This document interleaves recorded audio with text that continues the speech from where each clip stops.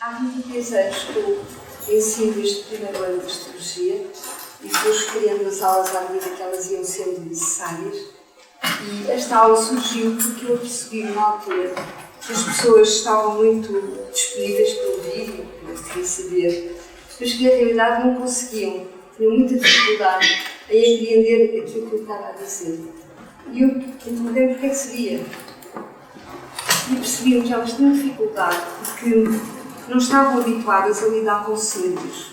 Ou seja, todos nós passámos por isso, não é? Fomos modelados, ou poderia dizer mais, fomos condicionados a um tipo de ensino muito racional, muito, que eu poderia chamar muito mercuriano, muito do hemisfério esquerdo.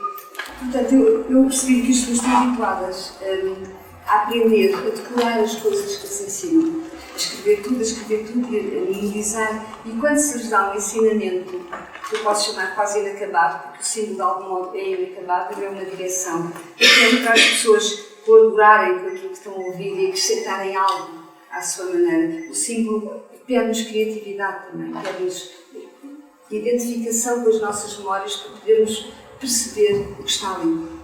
As pessoas saíam-se muito inibidas, muito sem usar, porque quem diz esta agora está aqui que eu acrescento alguma coisa, como se estivessem condicionadas por um ensino que lhes disse que elas não podem nunca acrescentar nada, ouvir, aprender e decorar. Não é? Ora, o símbolo é exatamente o contrário. O símbolo não se decora, o símbolo capta-se por intuição e eu diria por memória. Que memória é essa? É a memória, obviamente, arquetípica das nossas aulas. Ou seja, Alice Bailey, eu disse isto já umas vezes e vou dizer muitas vezes durante todo o curso, Alice Bailey ensina que quem em nós sabe o projeto é a alma, porque ela traz memória de dizer-te paraíso perdido, se pode dizer assim. Ela traz memória de termos estado ligados à unidade e da unidade ter sentido e de estarmos do lado da dualidade e da divisão. E a alma não quer a divisão. Aquilo que em nós quer o amor é a alma. A solidão é um sentimento da alma. Porque a alma sabe que nós não nascemos para ser só, para estar sós. Portanto, ela traz essas memórias e o nosso ego, a nossa personalidade esqueceu, até porque os homens esqueceram, porque os homens criaram sociedades em que essas coisas não se oficiam. Antes, nas grandes tradições do passado, as pessoas iam buscar às tradições essas verdades internas.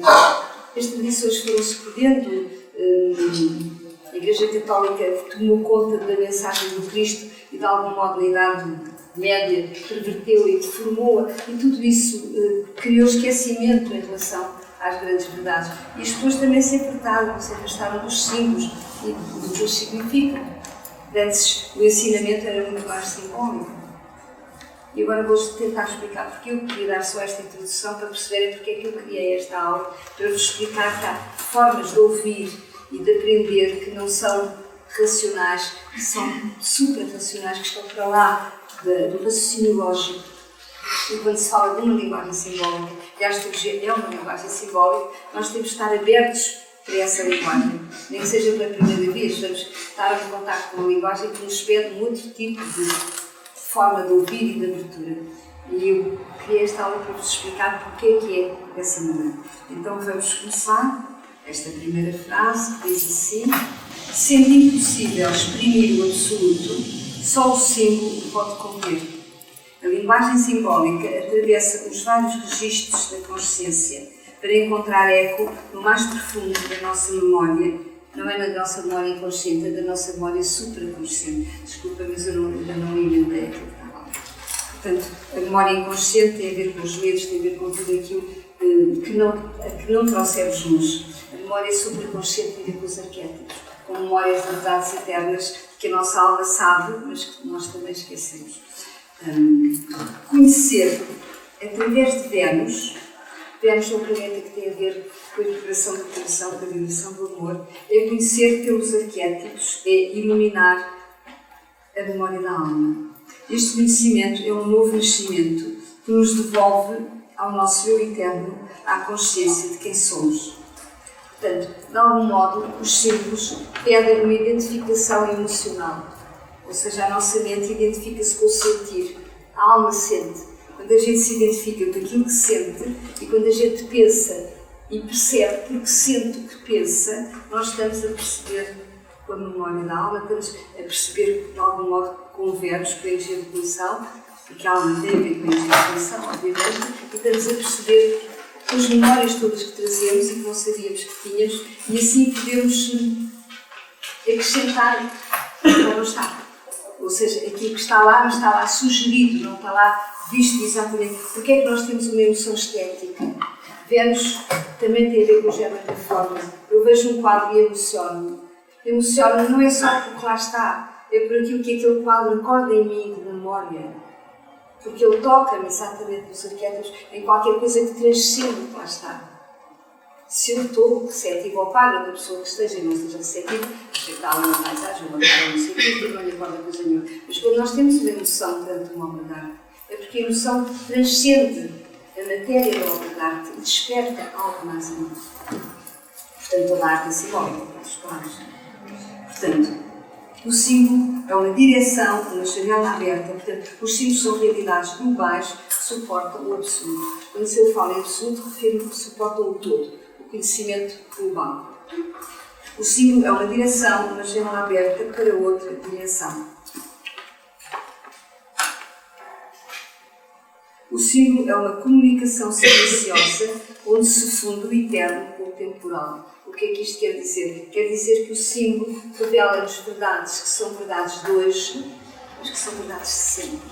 São as tais verdades dos arquétipos. Os arquétipos nós podemos identificá-los com a intenção criadora do mundo, com o pensamento do Criador para a sua criação. De algum modo, o Jung há uma definição de arquétipo parecida com isto. Mas há de haver uma altura mais tarde que vos falo que eu tenho essa definição de arquétipo quando eu chegar lá ao... Parece-me que há aula de ceder tudo. Mas, de qualquer maneira, os arquétipos são isso, são memórias do princípio do mundo e trazidas, criadas pela mente de Deus e que nós, das quais nós temos consciência. Portanto, o que é a verdade do universo? E que estão, obviamente, esquecidas pelo nosso ego e pela nossa personalidade. Portanto, o símbolo...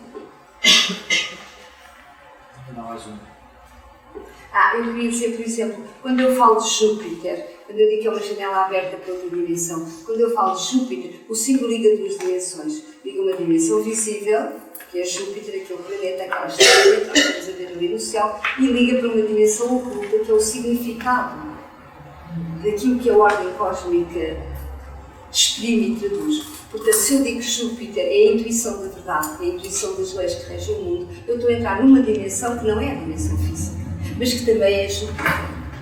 E aí vocês, consoante o vosso nível de consciência, eu digo dimensão Júpiter é a intuição das leis eternas do mundo, cada um de vocês vai perceber qualquer coisa à sua maneira, de acordo com o Júpiter do vosso sistema. Se o Júpiter estiver cheio de trigos, se calhar percebem exatamente o que eu estou a dizer. Se tiverem quadraturas, é mais difícil de entender. Ou se tiverem Júpiter em terra, percebem através de coisas mais materiais e por aí fora. Ou se tiverem Júpiter em ar, percebem com a mente abstrata. Portanto, nós vamos perceber, ou vocês vão perceber o que eu digo, cada um à sua maneira, de acordo com o seu tema astrológico, de acordo com as suas memórias pessoais, de acordo com o nível de consciência que atingiram. Na certeza que os símbolos, para qualquer pessoa que os ouça e que os procure entender e recriar, é sempre uma expansão de consciência, sempre. Ou seja, leva-nos sempre muito mais longe do que aquilo que nós sozinhos, sem o símbolo, conseguiríamos chegar com a nossa mente racional. Portanto, porque eles atiram-nos para o absoluto, atiram-nos para o invisível, atiram-nos para aquilo que só o símbolo pode exprimir, porque com palavras ou com ideias abstratas nós não conseguimos. O símbolo liga numa mesma frequência de vibração dois mundos, duas realidades, duas dimensões. Foi o que eu vos disse há bocado. Portanto, há um lado, sei lá, vou buscar outra vez a imagem da pintura, do quadro. Há um lado do quadro que é a dimensão real dele, a matéria com que ele está feito, está pintado, o tamanho que tem, a moldura, etc. E outro é o que está lá dentro, o mistério daquilo que eu vejo nele. Porque eu posso ver nele qualquer coisa e vir uma pessoa atrás de mim e ver outra. Porquê? Porque é a memória dela. No entanto, o símbolo está lá, elástico, aberto, para que cada pessoa o interprete à sua maneira. Isto é fascinante. Não quer dizer que as pessoas se enganam. Ninguém se engana. Só cada um é capaz de receber esse modo.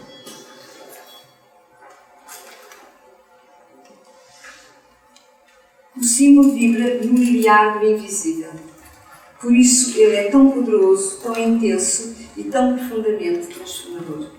Portanto, ele mostra-nos coisas que a gente sabe e projeta-nos em dimensões que a gente desconhece. Mas temos lá uma memória qualquer que nos diz que não é assim. Porque senão a gente não se emocionava e não se identificava com ele. E agora vou-vos dar alguns exemplos de símbolos muito simples e muito fáceis de perceber. Agora, imagens de símbolos, estamos aqui a símbolos. Portanto, temos símbolos muito elementares, mas que é bom serem elementares porque são mais fáceis de entender. Portanto, temos o círculo, temos exemplo de 3 símbolos primordiais. Portanto, o círculo é a imagem da unidade, representa o puro espírito, a quinta essência do todo. Portanto, quando a gente vê o círculo fechado, ele contém a totalidade, ele é símbolo da totalidade. Mas se nós virmos um círculo como ponto, isso é o símbolo do Sol do Zodíaco. O Sol do Zodíaco simboliza a consciência, mas simboliza a progressiva expansão da consciência, ou seja, simboliza a consciência que ilumina o inconsciente. Portanto, alguma coisa falta ao Sol. Então temos lá um ponto. Quer dizer que o símbolo, a unidade cindiu, quebrou, abriu, como nos expliquei, ensinam os mestres taoístas, alguma coisa se perdeu da unidade e está lá algo a mostrar que alguma coisa se perdeu. Portanto, o símbolo do Sol é o círculo com um ponto. O ponto introduz no círculo a presença da sua polaridade, portanto, de algo que não é o círculo. Vejam que é uma coisa tão simples e percebe só, se eu souber o que é que significa, eu olho para o céu, um Sol com um ponto e nunca mais me esqueço de pôr o ponto no Sol. Eu sei que sem ponto ele é a totalidade e nós não temos consciência de totalidade.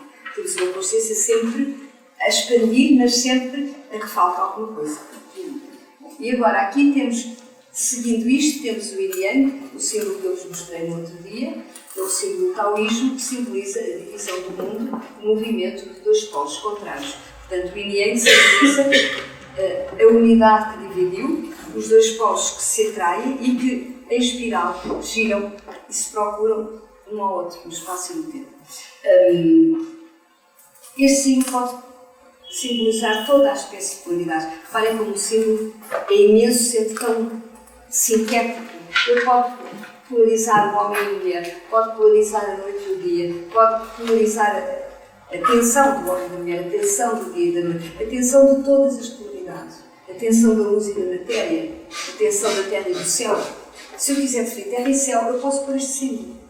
Se eu quiser definir luz e matéria, porque ele simboliza a dualidade do mundo. Eu fiz questão de esta última casa onde eu vivo, era um terraço que eu arranjei para mim, e à entrada eu tenho lá este símbolo do chão para as pessoas entrarem e pisarem a dualidade e para não se esquecerem que o mundo é movimento e que o mundo é divisão. É um símbolo extremamente simples que tem 8.000 anos, talvez, sei lá. 8.000 anos eram os mestres mais antigos do taoísmo, pode ser mais antigo que isso. Portanto, é dos símbolos mais antigos do mundo. Como a roda do Tai Chi, que eu vos vou mostrar aqui um bocadinho, que é também um dos símbolos mais antigos do mundo. Portanto, agora mostro-vos o Sistema Solar e mostro o Sistema Solar com os seus símbolos, com os planetas e os seus símbolos gráficos. Portanto, temos o Mercúrio, é este Mercúrio que está ali, não é? Temos a Vênus, é esta Vênus que está aqui, é a Vênus. Temos a Lua, temos o Marte, que tem o seu símbolo ali, temos o Júpiter, com o símbolo de Júpiter, temos o Saturno, com o símbolo de Saturno, e por aí fora. Portanto, é o Sistema Solar, e queria dizer que cada planeta pode ser expresso graficamente por um símbolo. Neste caso, os símbolos dos planetas, depois quando chegar lá explico melhor, eles têm sempre a meia-lua e a cruz. Porquê é que tem a meia-lua e a cruz? Porque a cruz simboliza 2 dimensões, a dualidade do mundo, não é? A dualidade das 2 dimensões, portanto, o dentro e o fora, o passado e o futuro, simboliza as dimensões em que estamos crucificados, e a meia-lua simboliza um dos lados daquilo que fragmentou. Por exemplo, no caso do Urano, ele tem 2 meia-luas. As 2 meia-luas são as meias-luas da totalidade que ainda não estão unificadas. Neste caso, a meia-lua do Saturno está abaixo da linha do horizonte, abaixo do traço que é a luz. Isso significa que o Saturno simboliza entrar na Terra. Se nós prolongarmos esta meia-lua em espiral, ela desce para o fundo da Terra. O Júpiter, ele intui o que vai para cima, ele intui as verdades maiores. Então, se nós também tem a cruz, mas se nós prolongarmos a meia-lua do Júpiter, ele sobe para cima. Ou seja, o Júpiter faz subir, o Saturno faz descer. Por exemplo, isto são dois grafismos que simbolizam aqueles dois planetas e por aí fora, os outros simbolizam outras coisas. Por exemplo, a Vênus tem a totalidade acima da cruz, o que simboliza que a Vênus é o planeta sagrado. Mas já o Marte, o primeiro Marte era a totalidade e a cruz por cima. Depois essa cruz foi mudando, transformou-se numa seta. Mas o primeiro Marte, quando eu chegar à aula de Marte mostro-vos isso, é o símbolo e a cruz em cima. Ou seja, o Marte não é sagrado e a totalidade está abaixo do nível do horizonte. Isto são símbolos, são formas simbólicas de exprimir coisas imensas que se exprimem desta maneira tão simples.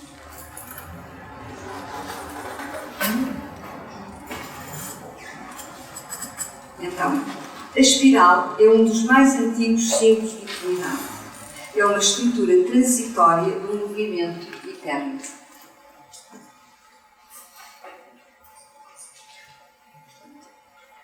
Temos aqui o movimento eterno que se manifesta nas estruturas geométricas da natureza, inclusive. Em todo o lado da natureza faz espirais e tem espirais. E essas espirais podem ser ascendentes ou descendentes, consoante o movimento sobe ou o movimento desce.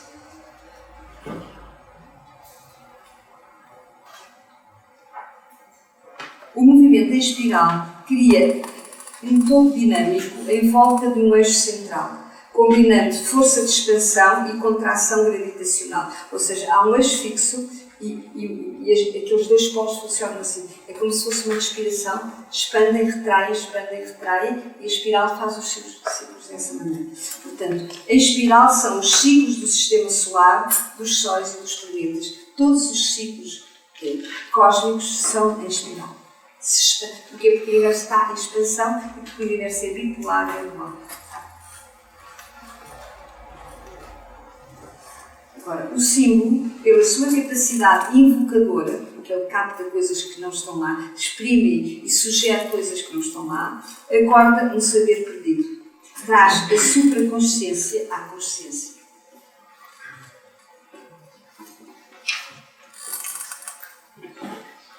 Nós agora temos aqui o Zodíaco. O Zodíaco que nós costumamos ver assim, não é? O Zodíaco que é uma banda imaginária que se identifica, uma banda, ela não é imaginária, ela é vibratória, é um conjunto de energias e vibrações, mas que não se vêem, por isso pode dizer que é imaginária, que se identificam com a elíptica, com o movimento da Terra à volta do Sol. Este Zodíaco, quando a gente o põe no gráfico, podemos exprimir no nosso tema natal, por exemplo, desta maneira, não é? Mas na realidade ele não funciona desta maneira. Então como é que ele funciona, o Zodíaco? E é bom saber. Ele funciona assim. Ou seja, o Zodíaco é uma espiral. Porquê? Porque é exatamente o movimento da Terra à volta do Sol, só que quando nós fazemos anos, é porque o Sol daquele ano voltou ao grau, ao minuto e ao segundo, onde estava quando eu nasci. Só que, como o sistema solar avança, quando o Sol vai ao mesmo grau, ele não está no mesmo ponto do espaço. O sistema solar já avançou, portanto ele já está mais à frente. Ele já andou uma espiral, quer dizer, ele está no mesmo grau, mas não está no mesmo grau. Nada se repete nunca. Porque exatamente tudo é espiral. Tudo anda para a frente, tudo está em movimento de expansão. E nós também. Por isso é que se a gente anda para trás, a gente entra em regressão. Porque nada pode regredir em termos de ordem de coisas. Tudo avança. E avança deste modo, fazendo ciclos de espiral. Portanto, neste caso, nós temos o Zodíaco em espiral. Eu poderia mostrar-vos, explicar-vos um bocadinho, mas quando for a aula do Zodíaco eu explico melhor. Portanto, aqui temos o Carneiro, o Touro, os Gêmeos, depois aqui temos o Câncer, que é o signo de água, depois temos outra vez fogo, ar, terra, ar e água outra vez. Isto são os signos de água do Zodíaco, que é o Câncer, o Escorpião e os Peixes. Na última espiral, costumo dizer que essa espiral dá para a dimensão, não é? Porque tudo continua, não é? Portanto, agora, há um eixo fixo à volta do qual as coisas se expandem. Eu tenho a intuição que esse eixo fixo é a própria vida, porque se há algo imutável no universo é a vida. A ciência esotérica ensina que a vida é una, indivisa, eterna e imutável. Ou seja, ela não evolui. O que evolui não é a vida, o que evolui é a nossa consciência da vida. Nós somos uma unidade de vida que encarnou para ganhar consciência de si mesmo. Portanto, o que evolui é a nossa consciência. Porque a vida é. Eu posso dizer, eu sou deste lugar de unidade. Estou viva. Contrariamente ao que a Igreja ensina, que é um bocado equívoco, não é rigoroso, digamos assim. Ela diz que nós desencarnamos e entramos na vida eterna. Não, nós não entramos na vida eterna, porque desencarnamos. Nós estamos na eternidade. E também estamos na não-eternidade. Nós estamos em duas dimensões, e por isso é que é difícil conjugar o tempo da alma, que é o tempo da eternidade. Há um lado nosso interior que é eterno, e há um lado nosso físico, aqui com os relógios, a dizer que já são horas, tens que ir para ali, tens que fazer aquilo, que não é eterno e que acaba um dia e que nos acelera. E nós temos que gerir o que é que em nós é eterno e não pode acelerar, não acelera nunca, que é a nossa alma, e o que é que em nós não é eterno e tem que responder às exigências, às solicitações e às pressões do cotidiano. Nós não vivemos apenas num tempo, vivemos pelo menos em 2 tempos. Vivemos em vários tempos. Não temos 5, não temos. E um deles é exatamente o tempo interior que é Deus. E então, o tal eixo imóvel, à volta do qual as espirais funcionam, tem para mim que é aquilo que não muda no universo. Aquilo que hoje para nós é Deus no seu universo. Em vez de perguntar porque é que eu dizia às pessoas agradecer à vida, e não dizia agradecer a Deus. Porque a Alice Bailey, quando fala de Deus, que é uma escritora esotérica, muito inspirada por Mestre Falcão, ela ensina que, ela diz sempre, esse de quem nada pode ser dito. Porquê? Porque tudo o que seja falar de Deus é reduzido. Esse de quem nada pode ser dito. Olha, esse de quem nada pode ser dito, ele manifesta-se na sua criação pela vida. Porquê? Porque a ciência esotérica também ensina que os atributos de Deus é o diviso, eterno e criado, são exatamente os atributos de Deus. Não quer dizer que Deus não esteja para lá da vida deste universo, mas neste universo, como é que a gente o pode sentir? Através da vida. E essa vida está em nós somos uma unidade nessa vida. Não é qualquer coisa que se passa fora de nós. Portanto, isto para dizer que o zodíaco também é uma espiral e que nós, ao andarmos no zodíaco e ao vivermos os trânsitos do nosso sistema, estamos a ascender a espiral se soubermos ser fiéis à proposta desse tema. Se não soubermos, o universo avança e nós começamos a morrer aos poucos. Porquê? Porque começamos a perder energia, começamos a perder entusiasmo, começamos a perder saúde, começamos a perder força de vontade, começamos a já não perceber bem as coisas, começamos a ficar deprimidos. O que é isto? Isto é não se estar no passo com o movimento, que nos pede que a gente esteja em contínua atenção ao nosso processo de crescimento e de evolução. Portanto, isso é uma coisa que a astrologia ensina e que vocês têm o grande privilégio de aprender aqui, para que não deixem que a vida vos ultrapasse, mas que sejam vocês a vivê-la no tempo certo e no momento certo, da consciência, que é esse o momento. Porque o que a astrologia vos dá é os tempos, para a gente não se enganar. Ela não nos diz para a gente caminhar muito depressa. Eu costumo dizer que a gente não evolui quando quer, evolui quando pode. Porque há um karma a cumprir também. A gente não pode acelerar e querer fazer a evolução que gostaríamos ou desejaríamos fazer. Mas a astrologia dá-nos os tempos. Diz, olha, quando a Lua chegar aqui, faço uma quadratura a Júpiter. Mas eu queria tanto fazer um trígono, queria tanto que a Lua tivesse fantástica, mas não vai estar fantástica. Ela vai fazer a quadratura. E depois da quadratura tem uma chance que ela faça um trígono. Então quando chegar ao trígono, aí percebe. Então aí vai perceber. Mas precisa de fazer um movimentozinho até lá, pagar um preço para poder perceber. E tudo funciona assim. Tudo. Eu posso dizer que tenho 40 anos de astrologia e essas datas nunca me enganaram. Às vezes eu me posso enganar nas interpretações, mas não são as datas. Elas estão lá a dizer o timing da nossa evolução. Portanto,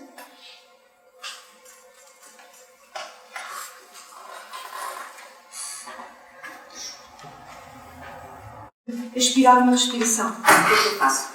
Inspiro, contraio e expiro. Não é? Portanto, a espiral tem o ritmo binário do universo e da respiração.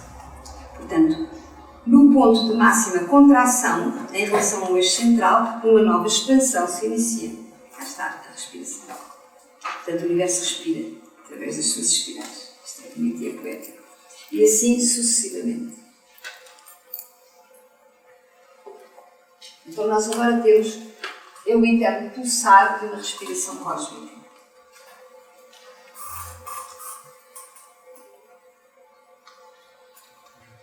A respiração cósmica nasce da tensão de dois movimentos inversos. Esses dois movimentos inversos é uma espiral descendente, quando a gente vai no sentido, nós não podemos entrar na espiral dos relógios. Essa é a espiral do céu, diz que desce para o céu. Mas se a gente entrar nela, a gente vai para baixo. Foi a espiral que o Hitler escolheu para si, para o nazismo.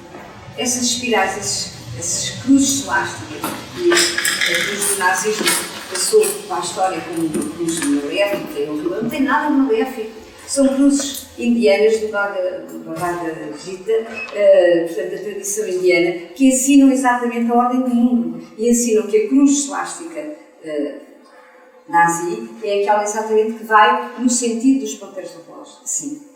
Portanto, é a cruz do céu, as energias do céu baixam nessa dimensão, nessa espiral. Mas nós subimos, nós estamos aqui não é para descer, já descemos e podemos a descer. Agora estamos a subir. Portanto, nós temos que entrar numa outra espiral, na espiral ascendente, na espiral contra os ponteiros do relógio. É a nossa. Por isso é que, ao entrar arrogantemente na espiral do céu, eles só podem ter ido parar ao inferno. Porque não era a Deus. Portanto, agora, não quer dizer que elas não existam, as duas. Portanto, a espiral descendente involutiva manifesta-se do céu para a terra, da essência para a substância, do espírito para a matéria. Portanto, é a espiral que desce. Nós também já descemos por essa espiral quando a nossa alma baixou a encarnação. Agora já cá chegámos, não temos que descer mais, temos que subir. E a espiral... A espiral evolutiva ascendente, que é aquela onde nós nos encontramos, esperemos, manifesta-se da matéria para o espírito, da substância para a essência, do instinto não inteligente para a luz da consciência. Portanto, essa é a nossa espiral, das trevas para a luz. Manifesta-se das trevas para a luz. A outra manifesta-se da luz para a esperança.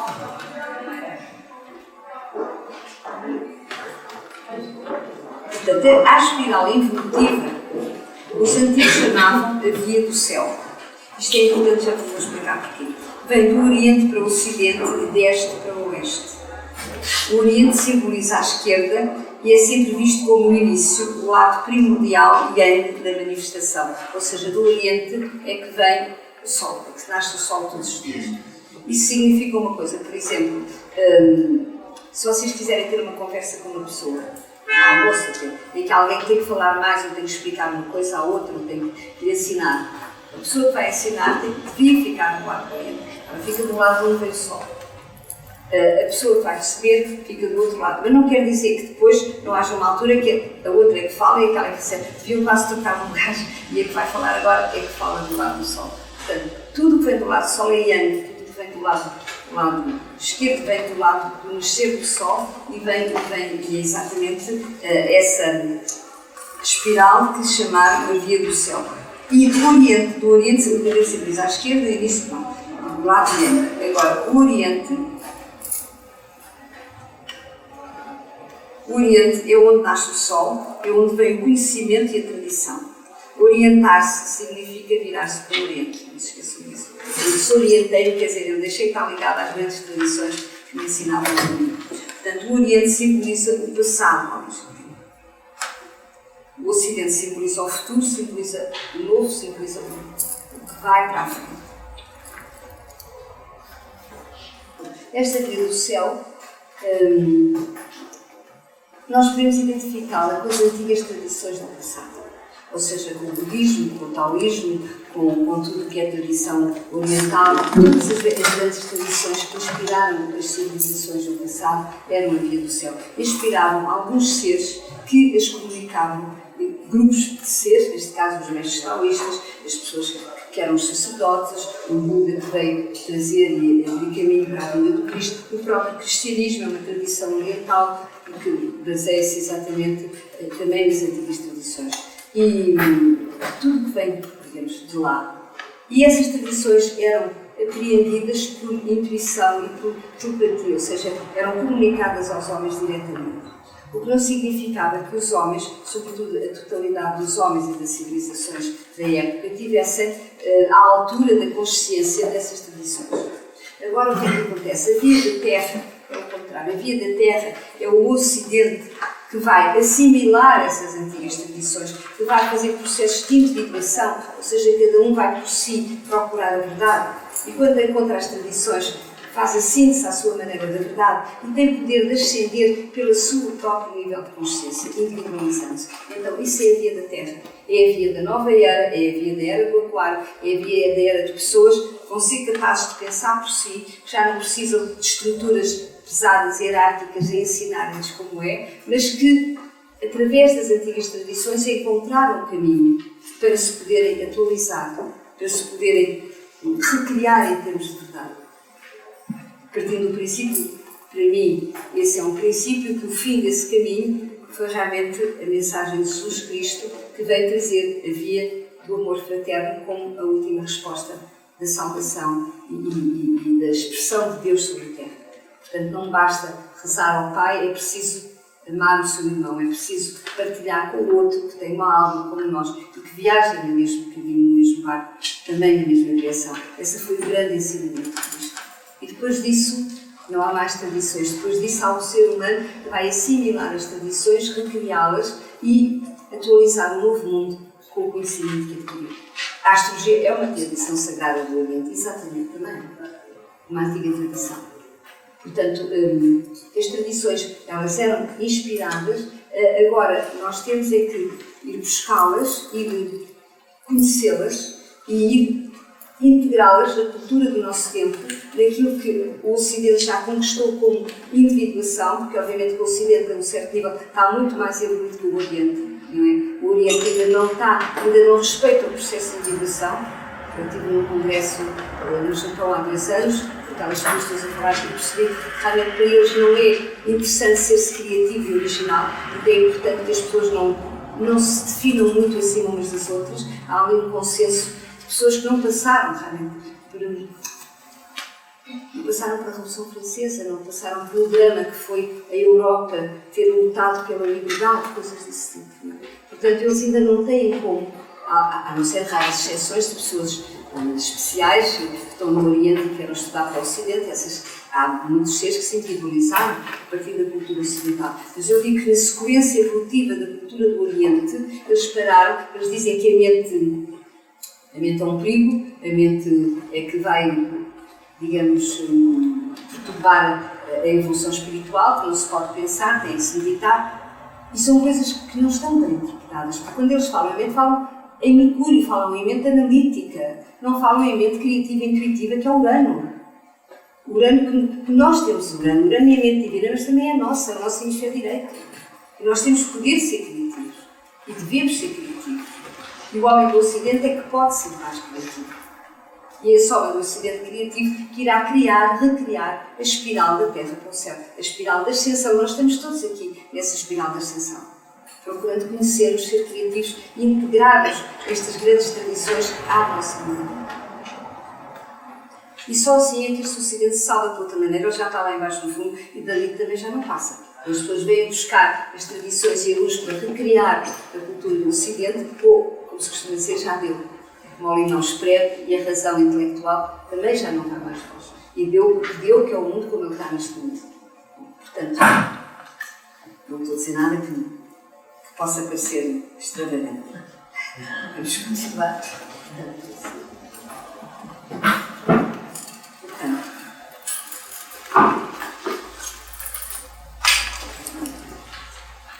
Portanto, a espiral evolutiva, os antigos chamavam de vida Terra, é o percurso ascendente da consciência humana, vai do oeste para este, do ocidente para o oriente, que será a nossa espiral aqui, deste momento.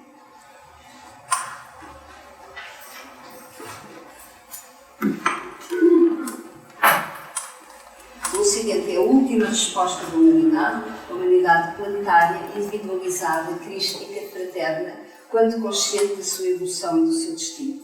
O Ocidente simboliza a nova era que se anuncia.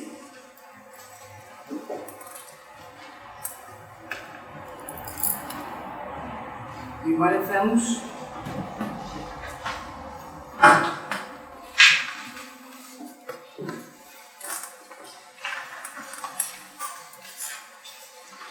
ver mais uns símbolos. Temos então aqui este símbolo, que é o céu e a terra. Temos o céu que é simbolizado pela esfera. Temos a terra que é simbolizada pelo tubo, que é a condensação máxima da energia, ou que chama-se o términos da cristalização das energias. Não se pode ser mais densa, a energia não pode ser mais pesada do que a terra, do que o metal da terra é o mais pesado de tudo. E temos aqui, portanto, a dualidade do mundo com o homem no centro, que é simbolizado por uma cruz, que tem poder de unir a terra ao céu. Porque ele tem energias da terra, porque ele tem energias do céu, e ele tem como função o homem da terra e o céu. Os antigos chineses punham sempre entre a terra e o céu, com o poder de unir a terra ao céu. Cá temos o homem entre a terra e o céu. Portanto, este homem da terra e o céu, ele recebe as energias instintivas da Terra. Ele está ligado a Marte e Plutão. Lua, Marte e Plutão são as energias instintivas de violência e de sobrevivência que ele ainda recebe. E recebe as energias criativas, inspiradoras, o pensamento, se quiser, o espiritismo criador do céu. Ele tem que fazer a união destas duas energias. O que o Cristo veio ensinar há 2000 anos é que só a via do coração, só a via do amor e da entrega interior à vida é que permite fazer a síntese da terra e do céu em nós. Eu tenho uma meditação que se chama que é entre a terra e o céu e o coração. Se vocês quiserem depois meditar comigo, a meditação que eu faço nas luas cheias e que faço também nas iniciações de Reiki, é um CD que já está disponível e que ensina exatamente como ligar estas energias da terra às energias do céu. E agora vamos continuar com os nossos símbolos. Portanto, continuamos aqui. O homem é um movimento que põe em relação forças opostas. Portanto, temos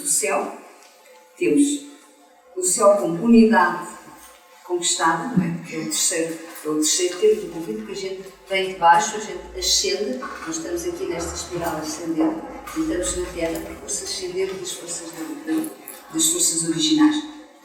Portanto, estamos na Terra. A Terra é o remanescente da explosão primordial, estamos aqui, a Terra, este é o círculo da Terra, se não sabia. O círculo com uma cruzinha, portanto a Terra, por natureza, não é sagrada e viver na Terra é aceitar a cruz, é aceitar estar crucificado em duas dimensões. Portanto, temos o homem na Terra crucificado no plano horizontal e no plano vertical, que o chama para cima, no plano horizontal, que o chama para a Terra. Portanto, e temos o homem, elemento de transformação dessa força. Portanto, temos o 1, o 2 e o 3, o homem entre a terra e o céu, com o poder de alquimizar e de transformar estas energias. Temos a terra, que é o passado e que é exatamente o mundo, digamos, em que a energia baixa mais e é menos inteligente e menos dinâmica. E temos o céu, que é, de algum modo, o objetivo a atingir outra vez, o voltar outra vez à unidade primordial. Isto é o que se chama um dos grandes símbolos da totalidade. Não é?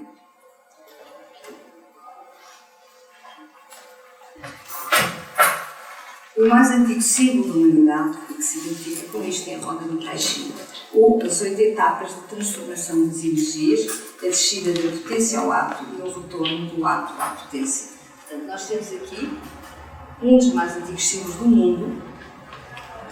Os antigos mestres taoístas, os últimos, viveram no tempo do Confúcio e no tempo do Buda, 600 anos antes do Cristo, e os outros viveram 8.000 anos, 12.000 anos para trás. Portanto, vejam como isto vem. Então, aqui eles ensinam, na roda do Tai Chi, o Yang é o céu, o poderoso criativo é o céu, que eles simbolicamente definem com 3 traços cheios. Isto é o céu. Inicia o movimento descendente, está para a espiral do céu, e vai descendo. Agora, imaginem que esta descida é a própria vida, que baixa do céu à terra. Não é? Porque a terra houve uma altura que não era orgânica, não tinha vida, como vocês sabem. Então, a energia desce e tem 4 etapas na descida. primeiro 3 cheios, depois 2 cheios, um aberto, depois 2 abertos, um cheio. Este é o símbolo da água.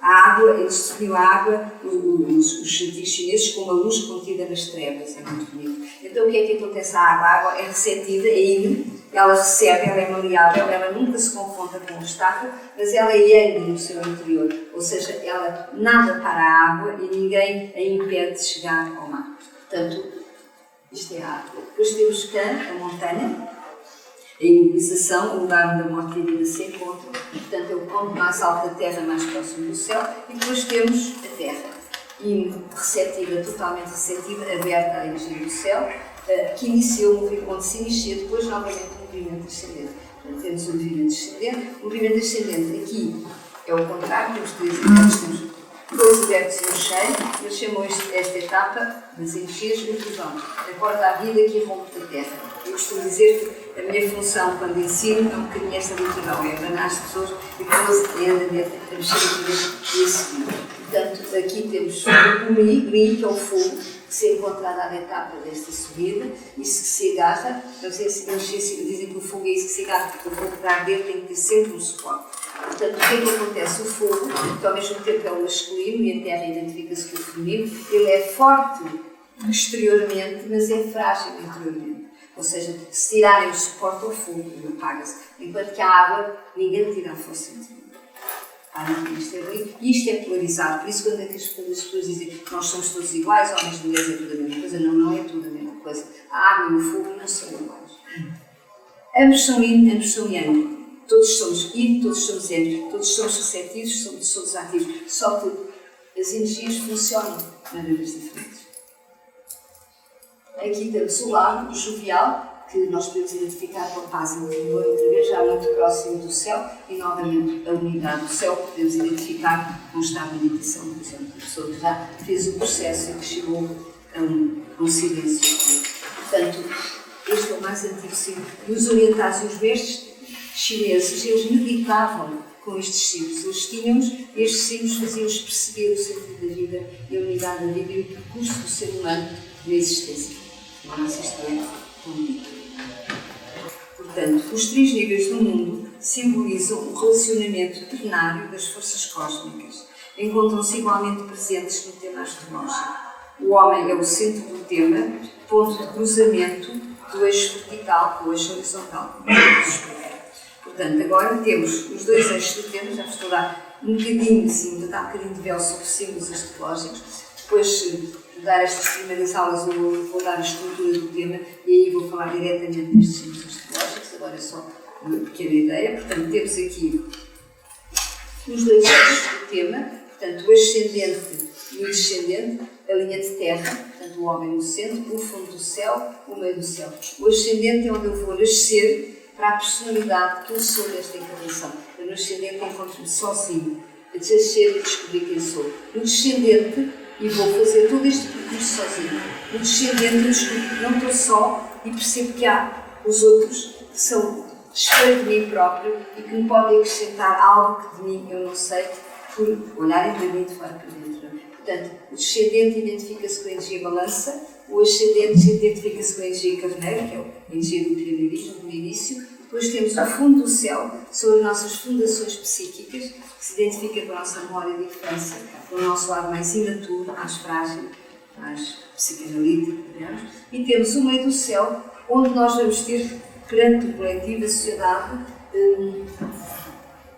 pôr a nossa impressão digital, ou seja, acrescentar ao mundo e assumir a responsabilidade de levar ao mundo em que nascemos aquilo que somos, ou aquilo que sabemos que podemos contribuir para dinamizar a estrutura social do nosso tempo. Portanto, é o meio do céu. Não se vai ao meio do céu sem subir e sem resolver estas 2 quadraturas que estão aqui, que é eu sozinha no mundo ou eu com os outros harmonizada no mundo. Se eu esbarro aqui, eu chego ao meio do céu sem ser eu completamente. Chego dividida, chego insegura, chego a querer palmas, chego a ter sucesso, chego a querer que me reconheçam como fantástica. Porquê? Porque eu não fiz bem o meu percurso até lá cedo, mas isso sempre acontece. E agora vou-vos dar um símbolo que é mais ou menos onde estes todos estão integrados, que são os 3 níveis do mundo. Este símbolo é um símbolo primordial, não é? Que se aparece permanentemente e está no nosso inconsciente. Este símbolo está dentro de nós, na nossa superconsciência. Portanto, temos a primeira etapa, o primeiro nível, que são as águas abissais subterrâneas, as forças originais, o domínio das forças originais, o passado, o princípio, as forças primordiais e a queda. Portanto, a queda foi a divisão do mundo. A queda, digamos, é o termo bíblico ocidental para aquilo que os chineses dizem a unidade símbolica. Portanto, houve uma quebra na unidade. Portanto, este nível simboliza como ficou o mundo com a quebra da unidade. Ficou aqui assim. As forças originais, por exemplo, é interessante saber, por exemplo, que nas antigas catedrais, as catedrais da Idade Média, eles tinham sempre um poço com uma pedra, e aquela pedra era o símbolo da água dos abismos que as catedrais continham lá no fundo, dentro de si. Esses abismos estavam lá, mas elas de algum modo superavam o abismo e traziam o sagrado aos outros. Portanto, e aqui temos o nível do meio. O nível do meio é a superfície da Terra. É a superfície. Então, na superfície da Terra, temos a Terra, que a gente conhece, temos o domínio do homem, temos o presente, temos a realidade material e a manifestação, temos o combate e a dualidade. Portanto, neste nível do meio é onde nós fazemos coisas, onde nós vivemos, onde nós existimos, onde nós temos experiências, onde nós vamos descobrir quem somos, onde nós vamos tentar analisar as nossas vidas. É o mundo do cotidiano. E este é para onde nós vamos. Simboliza o futuro. Portanto, simboliza o céu, simboliza o domínio de Deus, para quem acredita na transcendência, simboliza a vitória do reino, simboliza o que nós conquistamos como paz interior, por exemplo, simboliza o tal objetivo que está a atingir, que é a união dos contrários. Portanto, digamos que eu diria que é o lado mais da evolução. Evoluir é sempre um mais, não é? É sempre algo mais que se acrescenta ao presente. Então, o terceiro nível é mais que se acrescenta. É para onde nós vamos, para onde nós tendemos.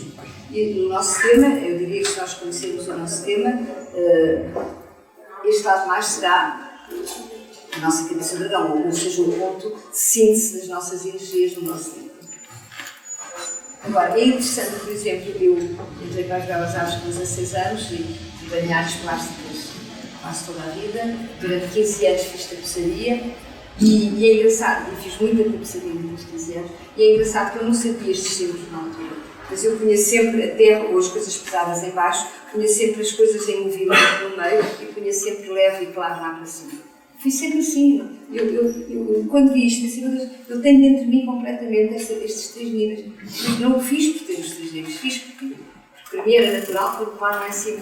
Já agora conto-se uma história que é mais triste.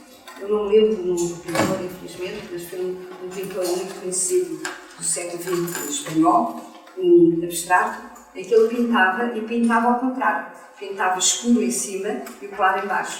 Ia pintando escuro e o claro em baixo. E fazendo exposições, eu tenho um livro dele e vejo aquela sequência impressionante. E o escuro vai sendo cada vez maior e o claro cada vez mais baixo. O claro cada vez mais baixo. Até que há um dia que ele pinta tudo escuro e suicida-se.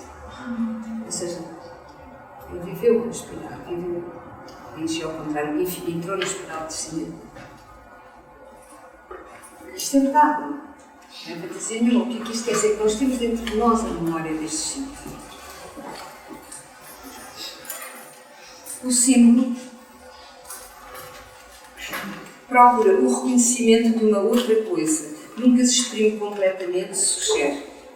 Permite a cada um a possibilidade de o recriar e de com ele se identificar. Isto é muito importante. Portanto, dizer, a Fábio disse que o Júpiter, aquilo é aquilo. Não, eu disse que o Júpiter é aquilo, mas qualquer de vocês pode ser minha intuição para acrescentar ao Júpiter. Eu, por exemplo, tenho imensas intuições que acrescento na astrologia, que não é livro de astrologia. Eu acrescento porque eu sei que são as minhas intuições e sei que aquilo vai ao encontro do que eu aprendi, que é verdade. Portanto, quando a gente começa a ter intuições e acreditar, nós podemos acrescentar coisas aos símbolos, porque sentimos exatamente para onde é que ele se dirige, qual é a direção. Portanto,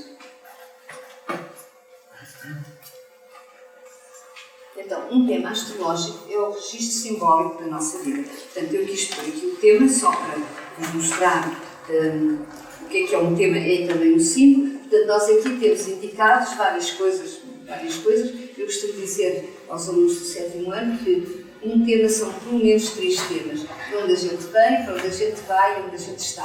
Portanto, este gráfico, por si só, simboliza já 3 etapas de vida. Portanto, há aqui realidades ou dimensões ou símbolos que indicam de onde se vem, há outros que dizem para onde é que se vai. Já este eixo, por exemplo, diz-nos de onde a gente vem, para onde é que a gente vai. É a cauda e a cabeça do dragão. As progressões dizem-nos onde é que a gente está e, por exemplo, o Saturno diz-nos quais são os medos do passado que a gente traz.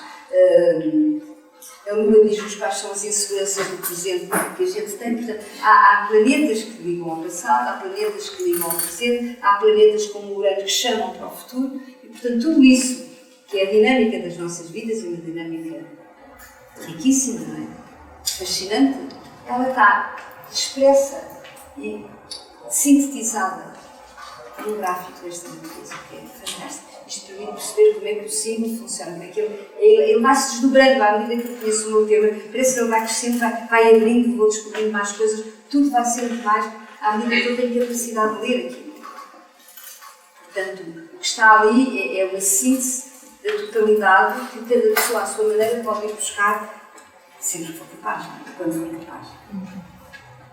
Portanto, todo o símbolo acorda em nós as memórias arquetípicas da nossa alma. Eu acho que vamos ficar por aqui. Eu tinha aqui mais umas imagens, mas realmente eu não vi bem isto ontem. Alguém pôs isto tudo trocado. Já agora põe as outras para vocês. Esta era a última, portanto, fiquem com esta que era a última que eu vi. E agora vamos ver estas que já agora mostro.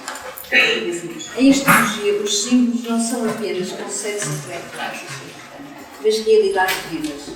Definem uma determinada vibração, uma determinada qualidade energética. Isto foi uma coisa que eu percebi muito tarde, quer dizer, já estava para a estudar astrologia há 13 anos, e eu percebi, tive um trânsito, do ano que me iluminou, e eu percebi que eu andava a estudar astrologia, como infelizmente a maior parte dos astrólogos estudam mentalmente, abstratamente. Para mim um planeta era uma ideia. O planeta é claro, Júpiter é aquilo, o planeta Júpiter é aquilo. Era eu a pensar no Júpiter. E de repente passou aquele em cima do meu Sol. E eu pensei, eu esqueci-me da Terra. Eu ando a estudar astrologia há tanto tempo, esqueci-me da Terra. Isto não é assim, não é o Júpiter, é assim. Nós estamos aqui, estamos sobre a Terra. A Terra recebe energia do céu, recebe energia dos planetas. Nós recebemos energia da Terra e temos que devolver ao céu. E aí percebi a relação do homem com a Terra e o céu, que falavam os chineses. E percebi que quando se fala de um planeta, fala-se de uma qualidade energética, não se fala de uma ideia. Não é Júpiter, isto, já sei o que é Júpiter, já percebi o que é Júpiter. Júpiter é uma vibração. Ou eu estou sintonizada com Júpiter e eu acredito, ou eu não estou sintonizada com Júpiter e posso dizer, eu acho que aquilo é verdade. Mas eu digo, eu acho, eu não estou a acreditar. Eu não estou a viver a vibração do Júpiter. Portanto, tudo no universo é uma orquestra de energias e de vibrações. E, portanto, a astrologia é uma linguagem que ensina os sons para serem tocados e cantados, que são os próprios planetas em nós. Portanto, não são conceitos intelectuais, são realidades vivas. Agora, infelizmente, não posso garantir que são muito poucos os astrólogos neste mundo que sabem isto e que ensinam a astrologia desta maneira. Eu conheço pai 2. Os outros, o que é que fazem? Ensinam a astrologia intelectual mental, que é interessante, explica coisas, é muito interessante, mas não leva as pessoas a serem vitalizadas pelos símbolos, a recriarem os símbolos, a viverem-nos e a encontrarem-se através deles. Agora, se percebermos que os símbolos são vibrações, são energias, mas quando a gente fala de um símbolo, ele começa a manifestar-se. Por exemplo, quando falo de um símbolo, sei lá, falo de Vênus. E Vênus é uma gente especial para mim, gosto muito. Eu tenho um timbre de voz, eu tenho uma maneira de falar de Vênus. Eu não dou por isso, mas eu começo a falar de Vênus e começo a falar de uma certa maneira. Quando eu começo a falar de Urano, eu acelero, porque é uma energia mental, e eu começo a acelerar. Ou seja, a própria energia do planeta começa a comunicar-se de outra maneira. Porquê? Porque os assimilei, de facto, como vibrações e não apenas como ideias. E guardem isto, porque mesmo para o vosso estudo da astrologia, isto é muito importante. Isto não vem dos livros de astrologia, mas é já, digamos, a maneira como na era do Aquário se vai estudar a astrologia. A era do Aquário tem a ver com energias e vibrações. Isto já é o 7º raio a explicar que a astrologia não é apenas um conceito intelectual. Agora, o que é que eu tenho aqui ainda mais? isto que eu vos vou dar depois, já vos dei esta imagem na primeira aula, mas vou-vos voltar a dar depois quando for a aula do Urano e de Vênus. Portanto, temos o hemisfério esquerdo, que é Mercúrio, que é a mente racional, não é? Que analisa, que pensa de fora para dentro. Temos o hemisfério direito, que é intuitivo, criativo, que tem a ver com Urano e com Vênus, não é só Urano, não é só tem a mente unida ao coração, tem a ver com a alma também, não é? Isto tem a ver com a personalidade, e que pensa criativamente. Portanto, a astrologia é uma linguagem de hemisfério direito. E quem tem dificuldade em entrar no hemisfério direito, que é muito racional, vai aprendendo. Mas é sempre necessário ascender no hemisfério esquerdo se quisermos apanhar os ciclos. Só com o Mercúrio não se chega. Vocês vão ver pouco a pouco como isso é verdade.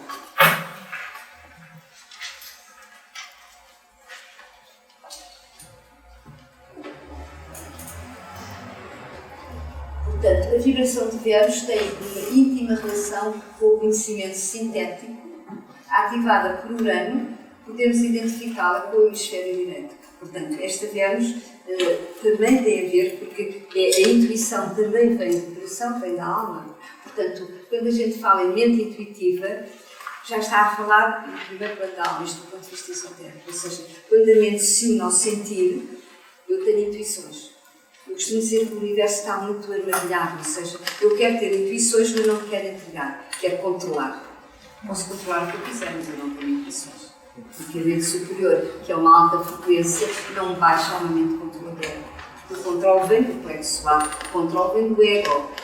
E a intuição vem da alma, vem do céu, vem da mente criativa, vem de Deus. O que é que quer dizer inspiração? Quer dizer em espírito. Os antigos sabiam isso. Portanto, se eu quero estar inspirada, tenho que entregar à vida, que é a vida. Tenho que parar de controlar e entregar-me. E se eu me entregar, eu começo a vibrar no hemisfério direito, começo a ter intuições e começo a perceber coisas que eu não percebia se eu me entregasse. E este processo, ou a gente o faz, ou ficamos sempre às escuras nisto. Porque a mente analítica não faz síntese, nunca. Por mais que a gente julgue que ela faz, não faz. Diz-nos umas coisas, mas não nos faz ter intuições. E toda a linguagem simbólica, e toda a linguagem criativa, e toda a arte, é evidente que essa sim ensina-nos a ter intuições. Porque nos faz transcender exatamente a mente analítica. Faz-nos, de algum modo, abrir o coração à mente para que a mente possa pensar com o coração, se assim se pode dizer. Pensar. O que é a consciência? A consciência é pensar com a alma, é pensar com o coração. Uma vez o Alan Oaken, que é um astrólogo americano, ele veio aí e veio fazer um seminário de 6 meses, é muito bom, ele vai fazer a conferência na próxima sexta-feira, e penso, se quiserem ver, é um privilégio do Alan. E ele acabou um seminário em que estava tudo muito cinzento, muito interessante, em Lausanne, que há uns anos onde eu estava, em que as pessoas não eram criativas e diziam coisas que eu achava muito pouco interessantes. E ele acabou no fim fazendo uma intervenção fantástica e no fim acabou, como é que ele disse, love is consciousness because consciousness is love. Porque assim, amor é consciência porque consciência é amor. Uau! E aquela plateia fez assim, lindíssimo. E é o que eu estou a dizer com outras palavras, não é? Que o amor tem que estar ligado à mente para que a gente possa ter consciência. E já agora, isto está tudo tocado, não devo ouvir. Não, é aquela pessoa que organiza digamos, as imagens e que organiza isto antes de vir. E a gente às vezes trabalha há muitas vezes naquela hora muito cansados e pronto, deve ter feito isto de outra maneira, eu não reparei. Mas o que é importante é que as coisas estejam aqui que eu já expliquei. Portanto, temos agora Vênus, é um fator unificador da dualidade. Eu irei dizer isto muitas vezes. Vamos agora à última imagem. Diz o astrólogo e cientista Luc Piget, Vênus é um conhecimento duplo que apreende pelo significado e pela essência. Permite o contato direto das energias que habitam a consciência. Portanto, ligados aos símbolos, é interessante porque isto, de algum modo, teria que vir mais no meio da aula, no fim, mas de qualquer maneira tem a ver com os símbolos, obviamente. Porque o símbolo também é um despertar de consciência. Só pode ser um despertar de consciência. Ou seja, eu apoio a minha consciência quando percebo um símbolo. Porquê? Porque percebo exatamente com a totalidade do ser e não apenas por uma analítica. e esta linguagem simbólica e acrescente sagrada, porque não há mente humana capaz de inventar a astrologia impossível. É o privilégio que vocês agora têm e o tal presente que se dão a si próprios. Como me ensinava o meu professor de Reiki, que dizia sempre: quando vem aprender Reiki, é um grande presente que se oferece a vocês próprios. E eu estou a dizer a mesma coisa, é um presente para vos proteger desta escuridão que o mundo existe e para o qual vocês podem cada vez mais ser uma luz.